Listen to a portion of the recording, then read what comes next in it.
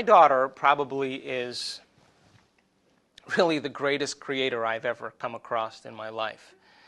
And I'll tell you a few stories of my children in closing. My daughter was 15 years old. And it was the summertime, and she sat down with me, and she just, by the way, had finished her last creation, which was acting in a music video that she created that became #1 in the United States on the charts. And so she was with me in the summer, and I said, so, Gigi, what do you want to work on next? What do you want to work on? And now, she's 15 years old, so you can imagine. And she said, I want an unlimited shopping spree. Now, what am I going to say to her? No? I said, okay, here's the deal. You got to practice this every day. And I want you to get very clear on your mind on what it would be like to have the most amazing shopping spree of your life. But you can't get up as the same person who sat down in your meditation. You have to get up like you just had the most amazing shopping spree and you shopped your brains out. And what do you think she said? No problem, Dad. And so it was the summertime, and in the summertime, children love their freedom. But she worked with me, and I wake up at 4:30 in the morning, and I do my meditation, and then I'm waiting for her, and I hear the alarm go off, and I hear her rustle around in there, and then I hear her settle down, and I wait. And 30 minutes later, boom, the door opens up, and I look at her and I go, how was it? And she go,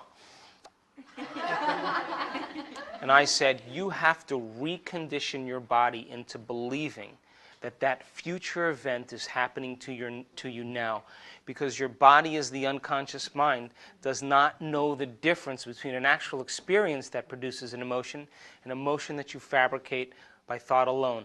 And you have to change the circuitry in your brain neurologically to look like the event has happened. Then you have to emotionally condition your body into believing that future event is already done. And when your thoughts and feelings are aligned, when your mind and body are working together, you're headed for a new destiny. Now, there were some mornings she didn't want to do it, but I kind of knocked on her door and I said, hey, come on, I did mine, you going to do yours? And I got down on her level, and I let her know that I had completed mine, and I asked her to complete hers. Now, I was in Washington, D.C., I'll never forget this. I was driving in the cab getting ready to do this lecture, and the phone rings, and it's my daughter on the phone. Now, I can't tell if she's laughing or she's crying, but she's altered in some way. And I say, what? Oh, that unlimited shopping spree, it happened today. I said, really? Tell me everything, don't leave anything out. She said, okay. And she was visiting a friend of hers in Santa Monica, California. And I live in the Pacific Northwest in Seattle. And she said, okay, Dad, I went to my favorite store.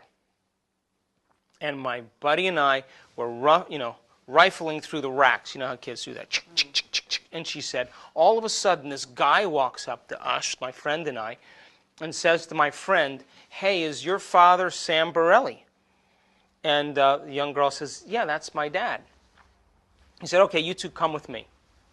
So he takes these two kids, he walks them behind the counter, and then behind the door, and he says, listen, your dad did me a major favor 6 months ago, and I've been trying to figure out a way to pay him back. And so he reaches into his pocket, and he pulls out the company credit card, and he said, ladies, have a nice afternoon. So the cab pulls over on the side of the road, and I say to my daughter, how much did you spend? She said, I spent $7,500 today, Dad. I said, do you feel guilty about that? She said, nope. And I said, never feel guilty for anything you do, good or bad. And so I said, look, I got to go. I'm going to call you on my way back to the airport on Sunday. You know, congratulations. Now, she's the type of kid that bought stuff for her brothers and, you know, everything else. But so when I'm driving back in the cab, I call her up. How you doing? How's it going? Now, here's the beauty behind the whole thing. She was 15 years old. Yeah, 15 years old. And she said, Dad, you know what? The experience was way greater than I ever imagined. And then she said, but you know the part that I can't stop thinking about? It was my mind that created this. Now, my daughter, since then, has created so many amazing things in her life. And it was Christmas time, and I sat down with her, and I said to her, okay, how do you do it? What's the secret? And she said, I'm going to tell you what I do. I move into a state of being where I convince my brain and body it's already done, and then I get up and live as if my prayers are already answered. She said, the moment I start to analyze and try to figure out where it's going to come from, I just return back to the old self. The new self would never think that way. And I said, say that again? So my children begin to understand that they are empowered by their mind and their interaction with the field of intelligence that everybody has access to.